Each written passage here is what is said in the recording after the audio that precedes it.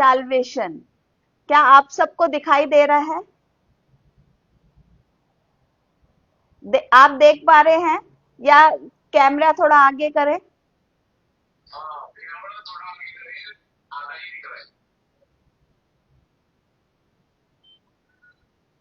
Okay, light बंद करेंगे तो और क्लियर आएगा।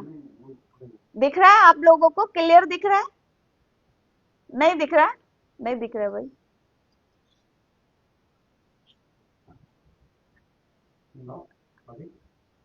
अभी दिख रहा है? लाइट बंद करो ना, ये वाले। अच्छा, एक ही लाइट है। ओके, लाइट सब बंद करिए। अभी है? ठीक है, पूछो। अभी ठीक है? कोई भी माइक ऑन करके बताए अगर विजुअल ठीक।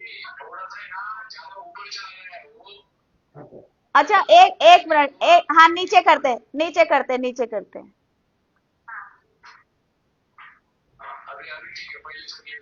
ओके, ठीक है। चलिए, तो ये हमारा आज का विषय है साल्वेशन, उद्धार।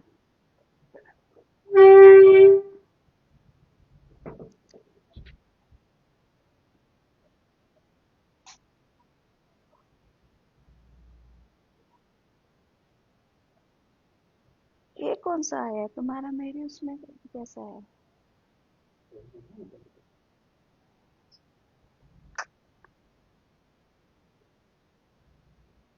नहीं नहीं, ये नहीं है। नहीं करती है ना उसको, से समझ में। हाँ, ऐसा मत। लेकिन ये आधा आ रहा है ये।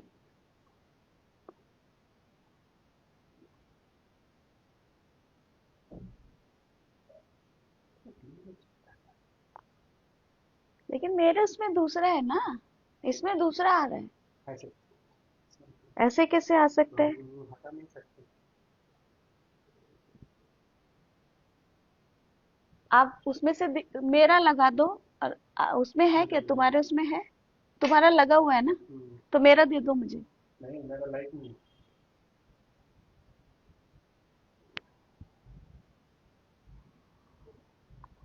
ये है, ये इधर से है, ये इधर से है।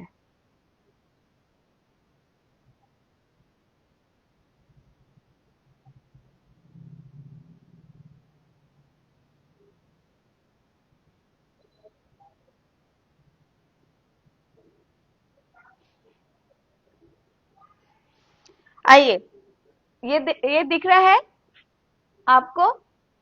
ओके, तो इसमें लिखा है स्वर्ग में उद्धार को लेकर एक ही बात होती है। और वचन जब हम देखते हैं लूका 15:10, उसमें इस तरह से लिखा हुआ है कि मैं तुमसे कहता हूं कि इस रीति से एक मन फिराने वाले पापी के विषय में परमेश्वर के स्वर्गदूतों के सामने आनंद होता है। क्योंकि जो कोई पृथ्वी के ऊपर अगर एक भी ऐसा व्यक्ति जो अपने मन को फिराता है और परमेश्वर की ओर मुड़ता है, तो स्वर्ग में उस व्यक्ति के लिए बहुत आनंद होता है। आमीन। शायद हम जब जब हमने उद्धार पाया या हमने परमेश्वर को सही रीति से जानू, ये खराब हो रहा है भाई, देखो।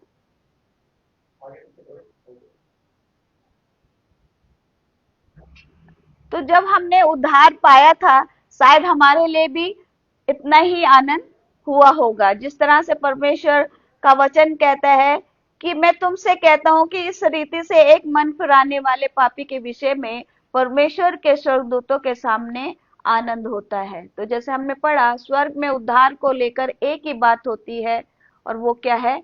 आनंद।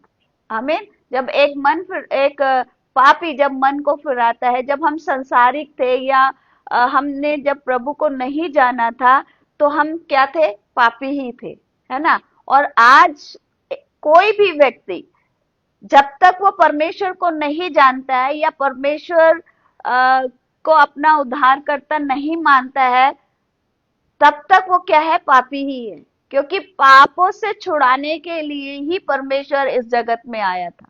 मनुष्य को पापों से छुड़ाने के लिए इस जगत में आया था। आमीन। लेकिन लोगों ने उसको ग्रहण नहीं किया, हम वचनों में देखते हैं, है ना। तो इसीलिए परमेश्वर का वचन कहता है कि एक मन फिराने वाला पापी जब अपने मन को फिराता है तो स्वर्ग में क्या होता है, स्वर्गदूतों के सामने आनंद होता है। आइए हम दूसरा और देखेंगे क्यों आनंद होता है, वो हम देखेंगे। देखिए लिखा है क्यों होता है आनंद। तो यूहन्ना 15:8 जब हम देखते हैं तो यहां पर लिखा है, मेरे पिता की महिमा इसे से होती है कि तुम बहुत सा फल लाओ, तभी तुम मेरे चेले ठहरोगे। आमीन। क्यों आनंद होता है?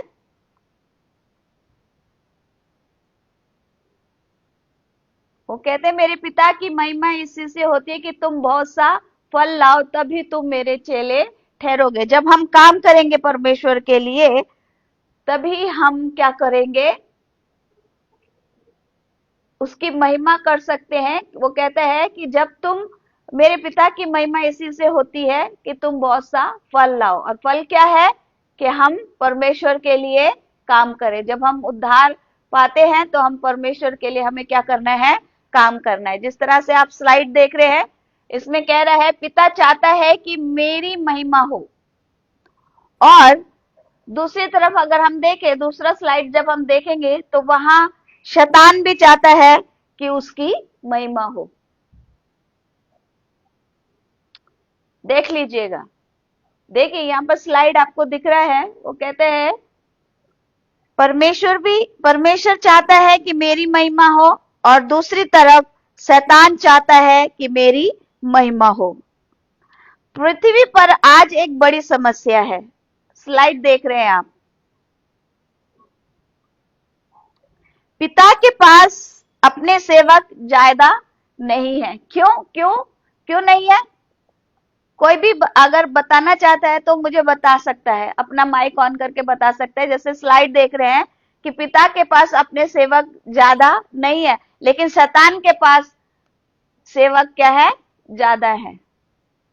क्यों ज्यादा नहीं है पिता के पास? क्योंकि उद्धार पाए हुए लोग कम है। हमें दूसरा स्लाइड हम देखेंगे। देखिए और लिखा, दूसरा स्लाइड जब हम देख रहे हैं तो उसमें हम देखने पाते हैं, और शैतान के पास सेवकों की कमी नहीं है। पहला स्लाइड जब हमने देखा था तो हम यहां देख रहे हैं कि पिता के पास अपने सेवक ज्यादा नहीं है। और दूसरा स्लाइड जब हम देख रहे हैं तो उसमें लिखा है और शैतान के पास सेवकों की कमी नहीं है। क्यों क्यों नहीं है? शैतान के पास सेवकों की कमी क्यों नहीं है? कोई बताएगा? आमेन आमेन, यस राइट। क्योंकि संसार किसके वश में है?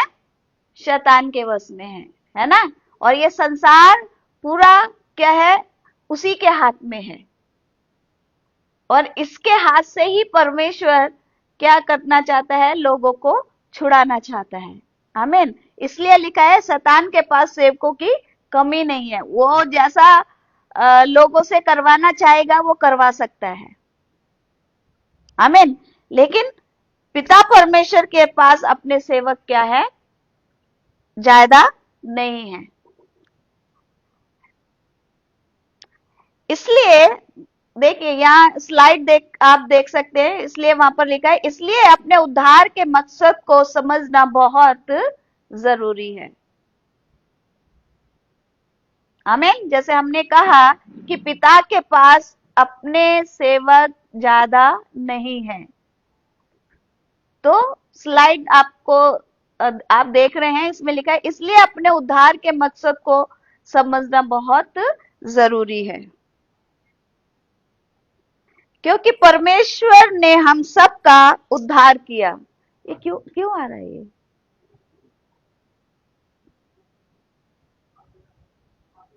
हाँ, ये देखिए हाँ? क्यों?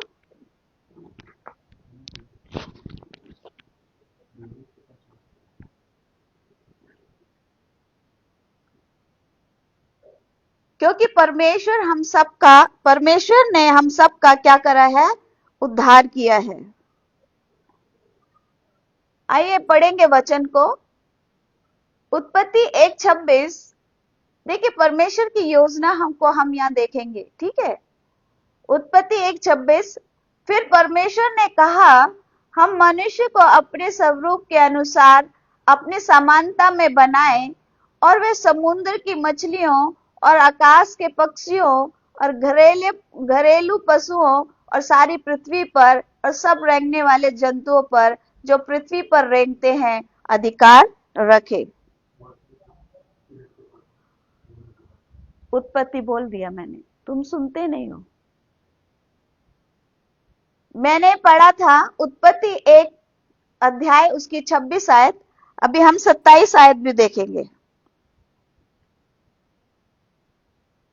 वहां पर लिखा है, वचन कहता है, तब परमेश्वर ने मनुष्य को अपने स्वरूप के अनुसार उत्पन्न किया, अपने ही स्वरूप के अनुसार परमेश्वर ने उसको उत्पन्न किया, नर और नारी करके उसने मनुष्य की सृष्टि की। हमें और 28वीं आयत हम देखेंगे। और परमेश्वर ने उनको आशीष दी और उनसे कहा, फूलो फलो और पृथ्वी में भर जाओ। पृथ्वी में भर जाओ और उसको अपने वश में कर लो, और समुद्र की मछलियों तथा आकाश के पक्षियों और पृथ्वी पर रेंगने वाले सब जंतुओं पर क्या करो? अधिकार रखो। अब ये स्लाइड देखिए। पिता की मर्जी हमेशा से ये रही है कि मनुष्य अपने अधिकार को समझे। स्लाइड सबको साफ नजर आ रहा है?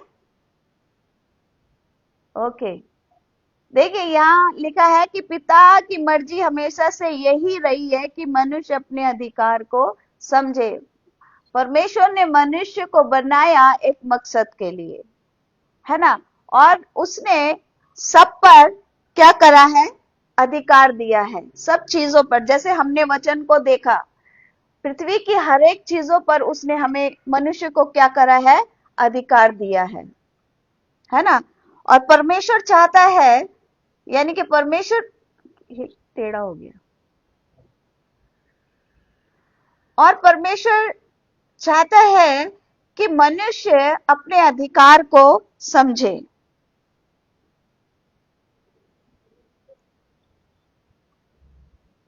पहला कुरिन्थियों 6:2 इस तरह से बात करता है। वचन कहता है, क्या तुम नहीं जानते कि पवित्र लोग जगत का न्याय करेंगे? और दूसरा कुरिन्थियों 6:1 वहां इस तरह से लिखा है, और हम जो उसके सहकर्मी हैं ये भी समझाते हैं कि परमेश्वर का अनुग्रह जो तुम पर हुआ है व्यर्थ न रहने दो। आमीन। हमने जो उद्धार पाया है, परमेश्वर का वचन कहता है उसे व्यर्थ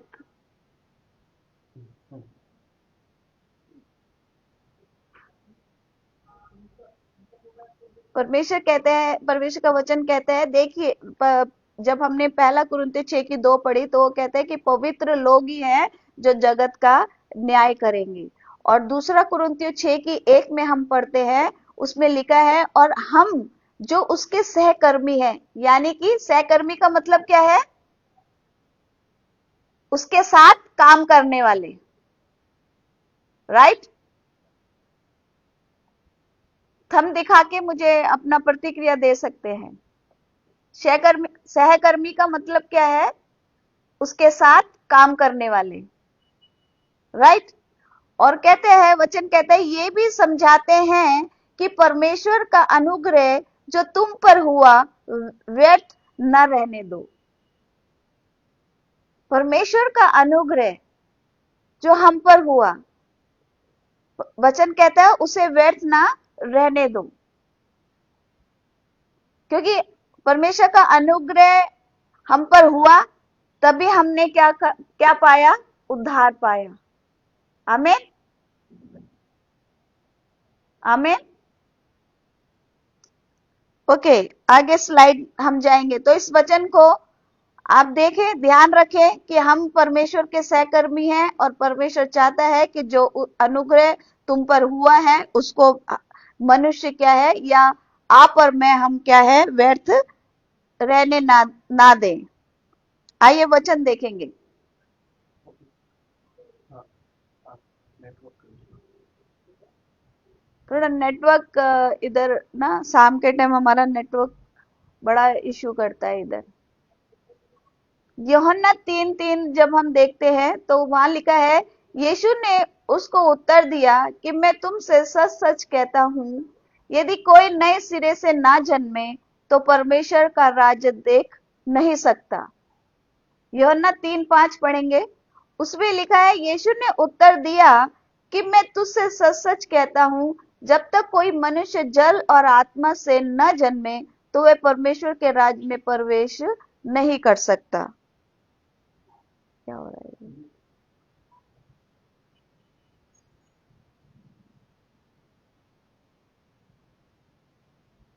यूहन्ना 3:6 देखेंगे, क्योंकि जो शरीर से जन्मा है वह शरीर है, जो आत्मा से जन्मा है वो आत्मा है। यूहन्ना 3:11 जब हम देखते हैं तो वहां लिखा है, मैं तुमसे सच सच कहता हूं, मैं तुझसे सच सच कहता हूं कि हम जो जानते हैं वे कहते हैं, और जिसे हमने देखा है उसकी गवाही देते हैं, और तुम हमारी गवाही ग्रहण नहीं करते।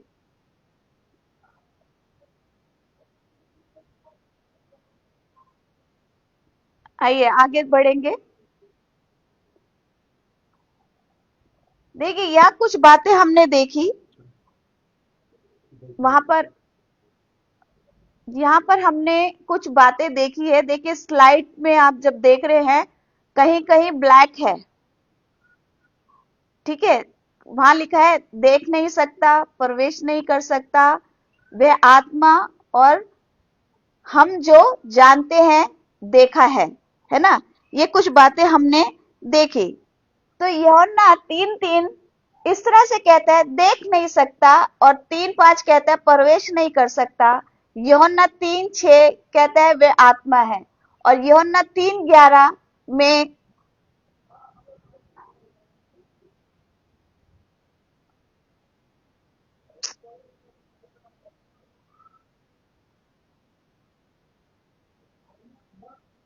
मैं पढ़ देती हूँ, अगर नहीं दिख रहा वहां पर आप अपने बाइबल में भी पढ़ सकते हैं।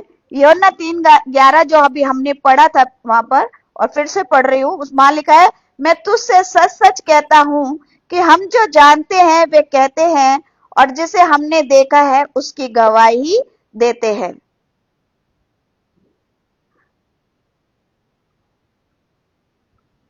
और पहला कुरिन्थियों 2:10, परंतु परमेश्वर ने उनको अपनी आत्मा के द्वारा हम पर प्रकट किया, क्योंकि आत्मा सब बातें वरन परमेश्वर की गुड़ बातें भी जांचता है। परंतु परमेश्वर ने उनको अपनी आत्मा के द्वारा हम पर प्रकट किया, क्योंकि आत्मा सब बातें वरन परमेश्वर की गुड़ बातें भी जांचता है। ये जो बातें हम पर प्रकट हुई है वो किसके द्वारा हुई है? परमेश्वर की आत्मा के द्वारा, है ना। स्लाइड देखें, ठीक है। और अब बात करते हैं उद्धार कैसे मिलता है। तो आइए आगे बढ़ेंगे। रोमियो 5:1, सो जब हम विश्वास से धर्मी ठहरे तो अपने प्रभु यीशु मसीह के द्वारा परमेश्वर के साथ मेल रखे। विश्वास, क्योंकि हमने प्रभु यीशु पर क्या किया है? विश्वास किया है। आमीन। और विश्वास के द्वारा मैं और आप क्या होते हैं? धर्मी ठहराए जाते हैं, ठीक है। और वो कहता है जब हम धर्मी ठहर गए, क्या हो रहा है? जब हम धर्मी ठहरे हैं तो परमेश्वर का वचन कहता है तो अपने प्रभु यीशु मसीह के द्वारा परमेश्वर के साथ क्या कर लो, मेल रखे, परमेश्वर के साथ मेल रखे। रोमियो 10:9 कहती है कि यदि तू अपने मुंह से यीशु को प्रभु जानकर अंगीकार करे और अपने मन से विश्वास करे कि परमेश्वर ने उसे, किसे, उसे कौन, यीशु मसीह, राइट,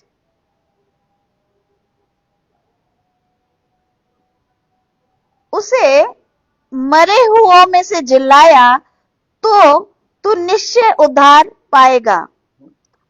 तू अपने मुंह से अंगीकार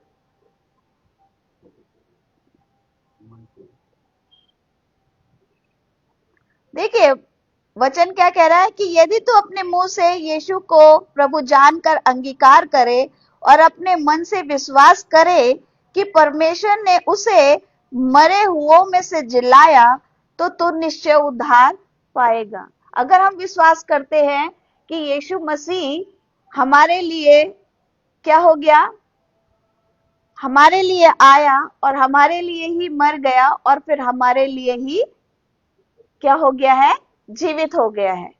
आमीन। जब हम ये विश्वास करते हैं तो परमेश्वर का वचन कहता है कि तुम निश्चय उद्धार पाओगे या तू निश्चय उद्धार पाएगा। जब हम ये बात को जब हम अपने अंदर लेते हैं या हम विश्वास करते हैं इस बात के लिए कि यीशु मसीह जगत में आया और उसने पापियों के लिए अपने अपने आप को क्या कर दिया, कुर्बान कर दिया, या हमारे लिए वो मारा गया, मनुष्यों के लिए वो मारा गया और फिर परमेश्वर ने उसे क्या कर दिया, जिलाया, किसे, यीशु मसीह को जिंदा किया। तो अगर हम इस पर इन बातों पर जब हम विश्वास करते हैं तो परमेश्वर का वचन कहता है कि तू निश्चय क्या करेगा, उद्धार पाएगा। आमीन। और हमने ये विश्वास किया है और हम इस बात को मान के चलते हैं। इसलिए क्या है, जब हमने इन बातों को माना तो हमने क्या हुआ, हमारे जीवन में क्या आया, उद्धार आया। आमीन। हमने उद्धार को प्राप्त किया क्योंकि वचन कह रहा है कि जब तुम इन बातों पर विश्वास करते हो तो निश्चय तुम्हारा क्या है, तो तू निश्चय उद्धार पाएगा। आमीन। और 10वें वचन कहता है क्योंकि धार्मिकता के लिए मन से विश्वास किया जाता है और उद्धार के लिए मुंह से अंगीकार किया जाता है। आमीन। हमने मुंह से अंगीकार किया कि यीशु मसीह क्या है, यीशु मसीह को प्रभु जानकर हमने अपने मुंह से अंगीकार किया कि यीशु ही प्रभु है और मन में हमने विश्वास किया और हमने ये जाना कि वो हमारे लिए फिर से जीवित हो गया है। और मनुष्य अगर ऐसा करता है तो निश्चय वो क्या पाएगा, उद्धार पाएगा, है ना। और परमेश्वर का वचन कहता है 10वीं आयत जब हम पढ़ते हैं रोमियो 10:10, उस वहां लिखा है क्योंकि धार्मिकता के लिए मन से विश्वास किया जाता है और उद्धार के लिए मुंह से अंगीकार किया जाता है। आमीन। बिना मुंह से अंगीकार किए हमारा उद्धार नहीं हो सकता। आमीन। जब तक हम प्रभु यीशु मसीह को प्रभु करके नहीं बुलाएंगे तब तक, और मन में हम विश्वास नहीं करेंगे कि ये ही क्या है, प्रभु है जो हमारे को उद्धार दे सकता है। अगर हम जब तक ये विश्वास नहीं करेंगे तब तक हमारा उद्धार नहीं हो सकता। आमीन। आगे बढ़ेंगे। वचन इफिसियों 2:8 स्लाइड देखें। वहां पर लिखा है क्योंकि विश्वास के द्वारा अनुग्रह ही से तुम्हारा उद्धार हुआ है और ये तुम्हारी ओर से नहीं वरन परमेश्वर का दान है। हमें उद्धार हमें ऐसे ही नहीं मिल गया है, प्रभु का अनुग्रह हम पर हुआ और ये जो उद्धार हमें मिला है ये हमारी ओर से नहीं है, ये परमेश्वर का हमारे लिए क्या है, दान है। आमीन। एक बहुत बड़ा दान परमेश्वर का हमारा हमारे हमारे लिए है, जो हम क्या है, हम उद्धार पाए हुए लोग हैं। तो हम, क्योंकि वचन कह रहे हैं, क्योंकि विश्वास के द्वारा अनुग्रह से ही तुम्हारा उद्धार हुआ है, और ये तुम्हारी ओर से नहीं है। याद रखें, ये हमारी ओर से नहीं है। अगर आज हम उद्धार पाए हुए हैं तो ये हमने अपनी काबिलियत से, या हमने अपनी क्या बोलते हैं, जरूरत के हिसाब से, या हमने जरूरत के, या हमने जैसे बोल सकते हैं कि हमने उद्धार जो पाया है, ये हमने अपनी मर्जी से या हमारे क्या कहते हैं काबिलियत से नहीं पाया है। वो कहता है ये तुम, परमेश्वर का अनुग्रह तुम पर हुआ है, और वो कहते हैं अनुग्रह तुम पर हुआ है, इस वजह से परमेश्वर का दान, ये उद्धार जो है परमेश्वर का दान है जो तुम्हें मिला है। आमीन। ये हमारी काबिलियत से नहीं है। वो कहता है ये तुम्हारी ओर से नहीं है, ये परमेश्वर का क्या है, दान है, जो हमें उद्धार के रूप में मिला है। आमीन। राइट, सबको दिख रहा है ना स्लाइड? ओके, आगे बढ़ेंगे। जब हम मुंह से अंगीकार कर लेते हैं कि यीशु ही प्रभु है, उसके बाद एक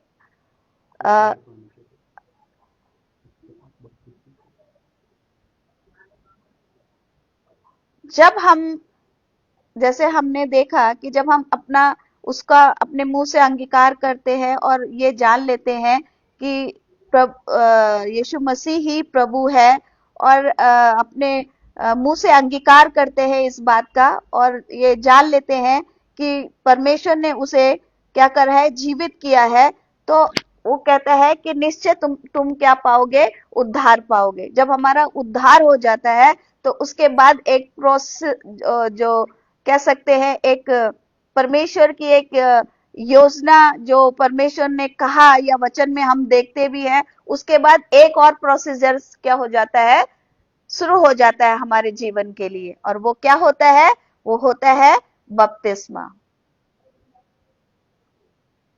आमीन। जब हम उद्धार पाते हैं उसके बाद एक और प्रोसेसर से हमें गुजरना होता है, और वो प्रोसीजर होता है बपतिस्मा। आमीन। वचन पढ़ेंगे, प्रेरितों के काम 2 अध्याय उसकी 41 आयत यहां पर इस तरह से कहती है, सो जिन्होंने उसका वचन ग्रहण किया उन्होंने बपतिस्मा लिया, और उसी दिन 3000 मनुष्य के लगभग उनमें मिल गए। प्रेरितों के काम 2:42 में इस तरह से लिखा है, और वे प्रेरितों से शिक्षा पाने और संगति रखने में और रोटी तोड़ने में और प्रार्थना करने में लौलीन रहे। देखिए, जब पतरस ने परमेश्वर के सुसमाचार को जब बताया, तो 3000 लोगों ने क्या पाया, उद्धार पाया। आमीन। पतरस की बातों पर, या परमेश्वर का जो वचन उसने सुनाया, उस वचन पर लोगों ने क्या करा, विश्वास किया, और 3000 लोगों ने उस दिन क्या करा, उद्धार पाया। क्योंकि हमने पढ़ा कि अपने मुंह से जब तक हम अंगीकार नहीं करेंगे तब तक हमारा उद्धार नहीं हो सकता, और जब हम अपने मुंह से अंगीकार कर लेते हैं तो हम क्या पाते हैं, उद्धार पाते हैं। आमीन। वो कहते हैं निश्चय तुम उद्धार पाओगे। आमीन। हमने वचन में पढ़ा था। तो यहां पर लिखा है, सो जिन्होंने उसका वचन ग्रहण किया उन्होंने बपतिस्मा लिया। आमीन। जो उसका वचन ग्रहण कर लेता है, जो उसे अपना प्रभु मान लेता है, उसके बाद एक प्रोसीजर शुरू होता है बपतिस्मा का। आमीन। जैसे हमने कहा कि नए सिरे से जन्म लेना बहुत जरूरी है। आमीन।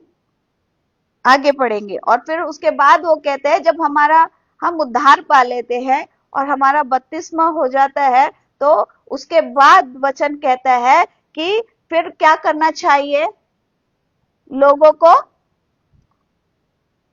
शिक्षा पाने और संगति रखने में और रोटी तोड़ने में और प्रार्थना करने में लौलीन रहे। आमीन। जब हम उद्धार पा लेते हैं और हमारा बपतिस्मा हो जाता है तो सबसे पहला काम हमारा होता है कि हम और शिक्षा को पाए, परमेश्वर की शिक्षा को हम ग्रहण करें और फिर क्या करें, परमेश्वर के लोगों के साथ हम संगति करें। आमीन। फिर वो कहते हैं रोटी तोड़ने में और प्रार्थना करने में लौलीन रहे। आमीन। जब हम इकट्ठे होते हैं या जब हम देखते हैं पहली सदी के लोग जब इकट्ठे होते थे वो तो वहां पर प्रभु भोज भी वो करते थे। रोटी तोड़ने का मतलब है प्रभु भोज। आपस में जब वो शिक्षा लेते थे, संगति करते थे, उसके बाद वो क्या करते थे, रोटी तोड़ते थे और प्रार्थना में हमेशा वो क्या करते थे, लौलीन रहते थे। जब हमारा उद्धार हो जाता है सबसे पहले हमारा काम होता है कि हमें क्या करना है, जब हम बपतिस्मा ले लेते हैं उसके बाद हमारा काम होता है कि हमें और परमेश्वर की शिक्षा में हमें बढ़ना है। आमीन। फिर दूसरी बात है कि हमें परमेश्वर के लोगों के साथ संगति करना है। फिर उसके बाद क्या है कि हमें क्या करना है, प्रार्थना भी करना है। आज बहुत से लोग क्या करते हैं, प्रार्थना नहीं करते हैं, लेकिन परमेश्वर का वचन कह रहा है कि प्रार्थना करने में वो लौलीन रहे। आमीन। संगति करे, शिक्षा पाए, संगति करे और प्रार्थना करे।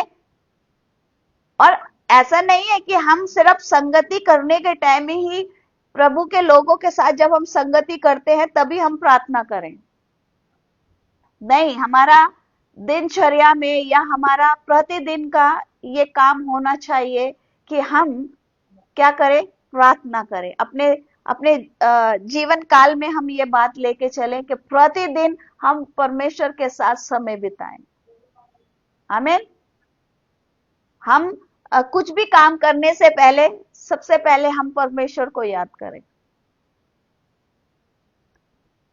तो केवल जब हम इकट्ठे होते हैं या हम संगति करते हैं तभी हम प्रार्थना ना करें, लेकिन अपने प्रतिदिन के दिनचर्या में भी हम प्रार्थना को अपने जीवन में क्या कर सकते हैं, एक महत्व बना सकते हैं कि हमें प्रार्थना करना ही है। हमें अपने दिन की शुरुआत प्रार्थना के साथ, परमेश्वर के साथ संगति करके, प्रार्थना करके शुरू करना है। आमीन। देखिए, मैं हमेशा जब हमने इस वर्शिप ग्रुप को स्टार्ट किया था तब मैं हमेशा यही बोलती थी, हमारा मकसद पृथ्वी पर, परमेश्वर का मकसद हमारे को पृथ्वी पर रखने का एक ही है। आमीन। और यहाँ हम देख रहे हैं स्लाइड के द्वारा कि उद्धार पाते ही मकसद क्या हो जाता है, शुरू हो जाता है।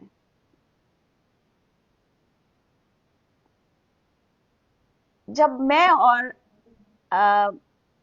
या मनुष्य जब उद्धार पा लेता है तो उसके जीवन में क्या हो जाता है, एक मकसद शुरू हो जाता है। आज तक शायद हमने इन बातों को नहीं जाना, नहीं पहचाना इस बात को, लेकिन वचन कहता है परमेश्वर का कि हमारे जीवन में जब हम उद्धार पा लेते हैं, बपतिस्मा ले लेते हैं, संगति करने लग जाते हैं, है ना, लोगों के साथ, तो हमारे जीवन में एक मकसद क्या हो जाता है, शुरू हो जाता है। आमीन। और आइए देखेंगे, वचन देखेंगे मरकुस 16:17।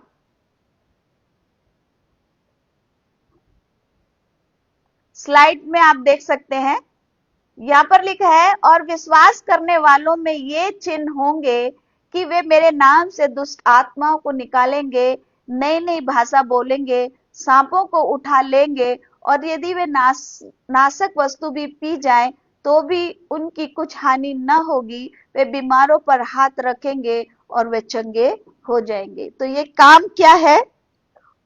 मकसद जो हमारा शुरू हो जाता है उद्धार के बाद, वो ये हो जाता है कि हम परमेश्वर का काम करें। आमीन। हमारे जीवन में परमेश्वर का काम शुरू हो जाता है। आमीन। विश्वास करने वालों में, देखिए लिखा है, विश्वास करने वालों में चिन्ह होंगे। आमीन।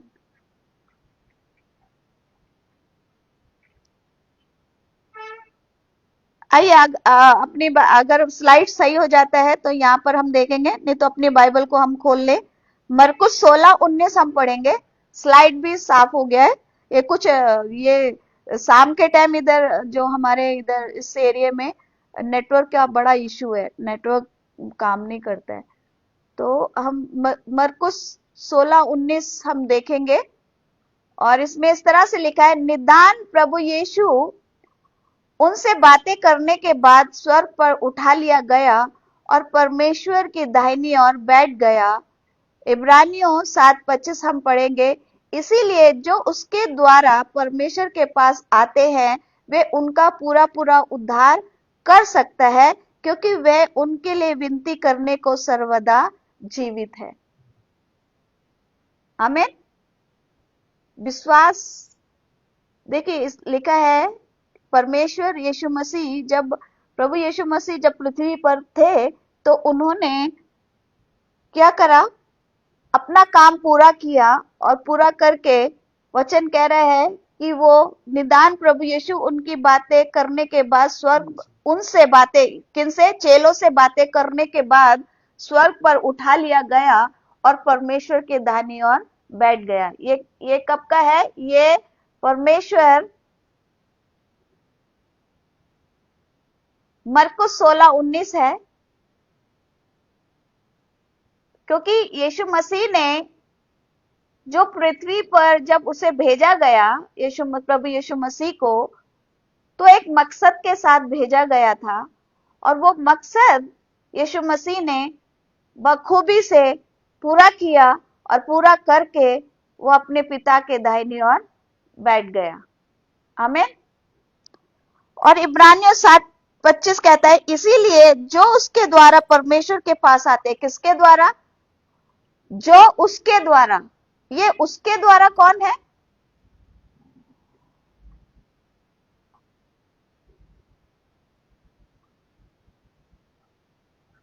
यीशु मसीह। लिखा है, इसलिए जो उसके द्वारा परमेश्वर के पास आते हैं वे उनका पूरा पूरा उद्धार कर सकता है, क्योंकि वे उनके लिए विनती करने को सर्वदा जीवित है। हमें विनती कौन कर रहा है? यीशु मसीह। और यीशु मसीह के द्वारा जो परमेश्वर के पास आते हैं, परमेश्वर उनका पूरा पूरा उद्धार कर सकता है। हमें इसमें कोई दो राय नहीं है। मरकुस 16:20 हम देखेंगे।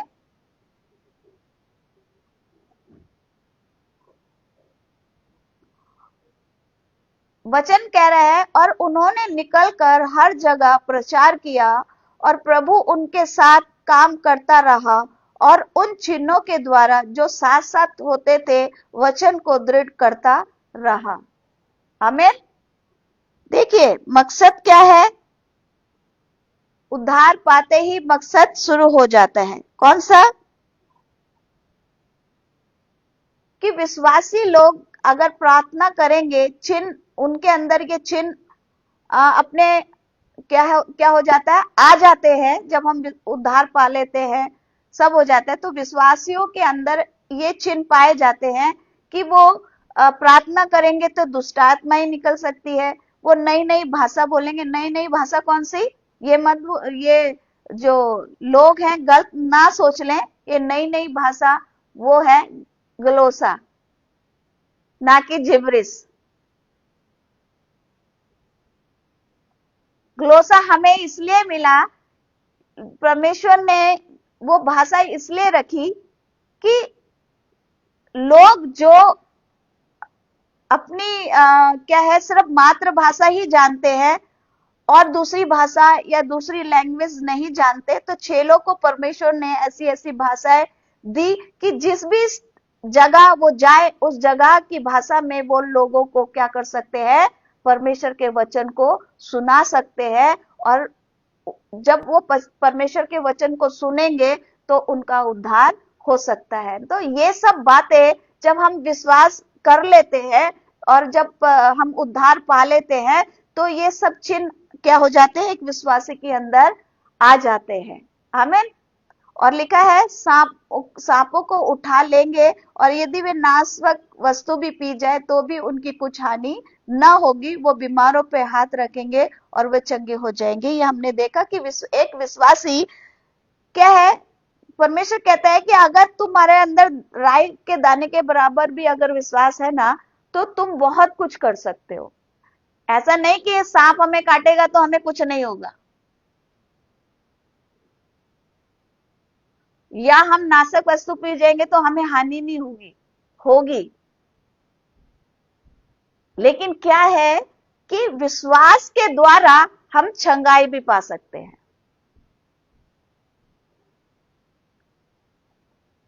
आमीन। और आगे पढ़ेंगे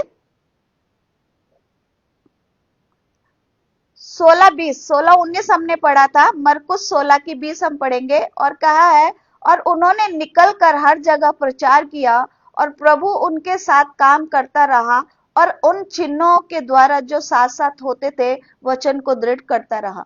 देखिए, वचन के साथ साथ परमेश्वर के कार्य भी होता रहा। जैसे चिन्ह चमत्कार भी होते थे उस समय।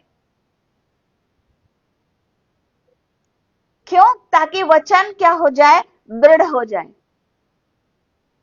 परमेश्वर का वचन, जिस वचन को लेकर वो निकले थे और जिस वचन के द्वारा क्या होती थी, छंगाइयां भी होती थी, और वो वचन को क्या करता गया, दृढ़ करता गया। अब हम जब हम पौलुस की पत्रियां देखते हैं तो पौलुस चंगाइयां नहीं करता था, चंगाइयां अपने आप ही हो जाती थी लोगों के जीवनों में। वो सिर्फ क्या करता था, परमेश्वर का सुसमाचार सुनाता था। पौलुस, पतरस भी परमेश्वर का सुसमाचार सुनाता था और चंगाइयां उसके द्वारा, उसके रुमाल से, उसकी परछाई से, पौलुस की परछाई से, पतरस के रुमाल से क्या हो जाते थे, लोग चंगे हो जाते थे सिर्फ छूने भर से। ये क्या होता था, लोगों का विश्वास था। चंगाइयां वो चंगाइयां नहीं करते थे जैसे आजकल जो चंगाइयां सभा चलती है ना, विशेष करके, है ना, जैसे आजकल चलती भी है। पंजाब में हम भरमार है इसकी। तो लेकिन वचन, केवल वचन, जब हम वचन देते हैं ना, तो परमेश्वर के चिन्ह चमत्कार अपना आप ही हो जाते हैं। तो वो क्या कह रहा है, वहां पर लिखा है, चिन्हों के द्वारा जो साथ साथ होते थे वचन को दृढ़ करता रहा। वचन, हम सबको चाहिए कि हमें वचन को, परमेश्वर के वचन को लोगों को देना है और चिन्ह चमत्कार अपना आप ही हो जाएंगे। वचन अपना काम करेगा और परमेश्वर जो चिन्ह और चमत्कार है वो अपना आप ही लोगों के जीवनों में हो जाते हैं। हमारा मकसद है, सिर्फ परमेश्वर चाहता है कि विश्वासियों का, जो विश्वासी है, जो उद्धार पाए हुए लोग हैं, वो सिर्फ वचन को लोगों को दे, परमेश्वर के सुसमाचार को लोगों को बांटे, और चिन्ह चमत्कार क्या हो जाएंगे, उनके साथ अपना आप ही हो जाएंगे, जैसे पौलुस और पतरस के साथ होते थे। और चिन्ह चमत्कार किसके लिए है? अविश्वासियों के लिए है। आमीन। अविश्वासियों के लिए है चिन्ह और चमत्कार, ताकि परमेश्वर का वचन क्या हो जाए, दृढ़ होता चला जाए। आमीन। कि परमेश्वर का वचन क्या है, सही है, खरा है। और इसलिए परमेश्वर के वचन के साथ साथ जहां जहां चेले जाते थे, जहां जहां परमेश्वर का वचन वो सुनाते थे, वहां पर वचन का सेवकाई तो होती थी, लेकिन उसके साथ साथ चिन्ह और चमत्कार भी होते थे। आमीन।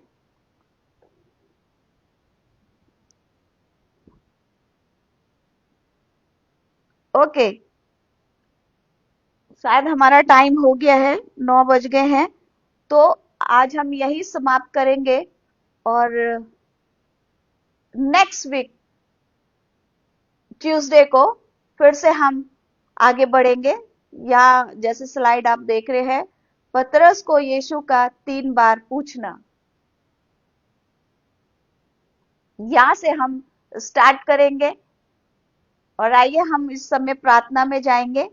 मैं चाहूंगी कि आखिरी की प्रार्थना में जाने से पहले, क्योंकि हम थोड़े लेट हो गए थे, इसलिए ज्यादा हम आगे इस वचन को लेकर नहीं जा पाए आज, क्योंकि सब सेटअप करना था। और नेक्स्ट वीक हम इधर से आगे बढ़ेंगे।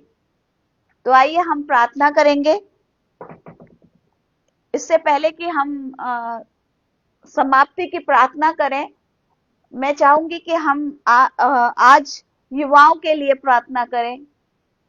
वो युवाओं को, वो स्टूडेंट्सों के लिए जो प्रोटेस्ट पर बैठे हुए हैं, और परमेश्वर की क्या इच्छा, क्या योजना है, वो परमेश्वर उस जगह पर क्या करे, अपनी इच्छा, अपनी योजना के अनुसार वहां पर वो काम करे। तो मैं चाहूंगी कि प्रशांत ब्रदर, आप इस विषय के लिए प्रार्थना करें। अपना mic.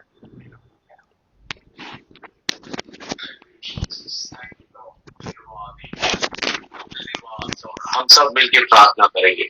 Thank you Jesus, thank you Jesus. पिता परमेश्वर, तेरे नाम को धन्यवाद देते हैं, तुझे ऊंचे उठाते हैं प्रभु, हर बातों के लिए, सुंदर वचन के लिए।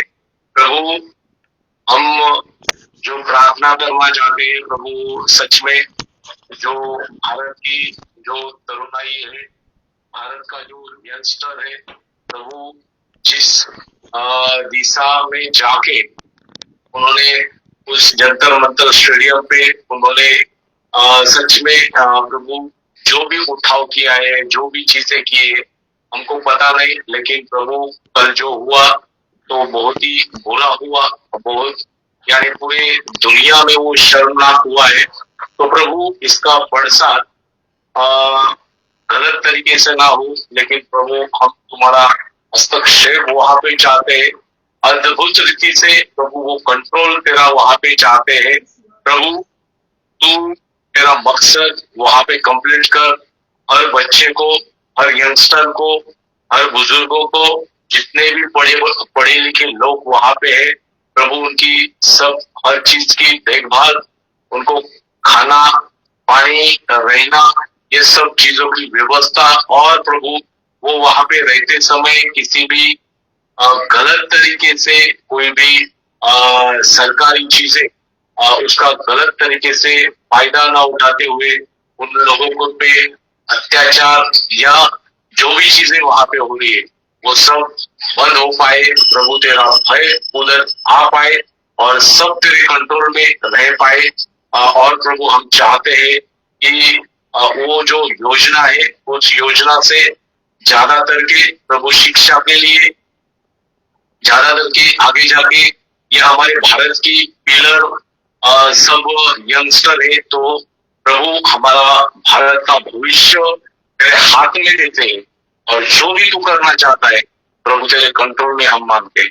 पूरा सरकारी सिस्टम, उसको लीड करने वाली आर्मी फोर्स, उसके बाद में ये अपना रिजर्व फोर्स, जितने भी फोर्सेस है प्रभु तेरे कंट्रोल में, पुलिस और हर जो सरकारी चीजें वो तेरे कंट्रोल में रह पाए, ऐसा होने दे।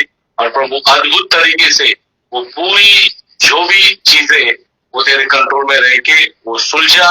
और प्रभु तू ही मार्ग दिखाने वाला सच्चा परमेश्वर है, तू मार्ग दिखा और अच्छी तरीके से हमारे भारत के पिलर को तू मजबूत कर, हमारे भारत के पिलर को तू उठा ताकि आगे जाके भारत और अच्छी तरीके से तरक्की कर पाए और अच्छी तरीके से प्रभु तेरी और बढ़ने पाए, ऐसा होने दे। इसमें प्रभु हम तेरा मकसद चाहते हैं, इसमें हम तेरी योजना मांगते हैं। उस दिशा से हर एक को प्रभु तू प्रकट हो, हर एक को प्रकाशन दे, हर एक को कंट्रोल में रख, हर एक सिस्टम को तेरे हाथों में देते। ये विनती प्रभु यीशु मसीह के नाम से मांगते हैं पिता, तू नाम ग्रहण करो। थैंक यू ब्रदर अच्छी प्रार्थना के लिए। और आइए हम आखिरी में प्रार्थना करेंगे, इसे समाप्त करेंगे। जो अपनी हमारी मीटिंग है इसको हम समाप्त करेंगे। और आइए हम प्रार्थना में बैठें। धन्यवाद, स्तुति महिमा हो सर्वशक्तिमान पिता परमेश्वर, हम आपकी नजदीकी में आते हैं पिता परमेश्वर। प्रभु जी, आज की जो स्टडी है प्रभु जी लेने के लिए आपने हमारी सहायता मदद करी, उसके लिए पिता हम आपका धन्यवाद करते हैं पिता। जब फिर हम नेक्स्ट वीक मिलते हैं प्रभु जी और इस विषय पर आगे बढ़ते हैं प्रभु जी, होने दीजिए पिता उस विषय को परमेश्वर सही रीति से परमेश्वर लेकर चलने के लिए प्रभु जी, जैसा आपका वचन कहता है प्रभु जी, वैसे ही चलने के लिए आप हमारी सहायता मदद करें। हम सबको आप ज्ञान बुद्धि समझ देना, सीखने के लिए सिखाने के लिए प्रभु जी, ऐसे मैं आपसे प्रार्थना करती हूँ पिता परमेश्वर। और होने दीजिए पिता, जब हम नेक्स्ट वीक फिर से हम जब मिलते हैं और परमेश्वर, तब तक आप हमारे साथ बने रहिएगा और आप हम सबको संभाले रहिएगा परमेश्वर।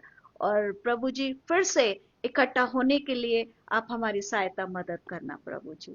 और प्रभु जी, आपकी अच्छे सुंदर वचन के लिए प्रभु जी हम आपका धन्यवाद करते हैं कि आप अपने वचनों से आप हमारी अगुवाई करते हैं, आप हमारी सहायता मदद करते हैं। उसके लिए पिता, आपके वचन को सीखने के लिए आप हमारी सहायता मदद करते हैं, उसके लिए पिता हम आपका धन्यवाद करते हैं।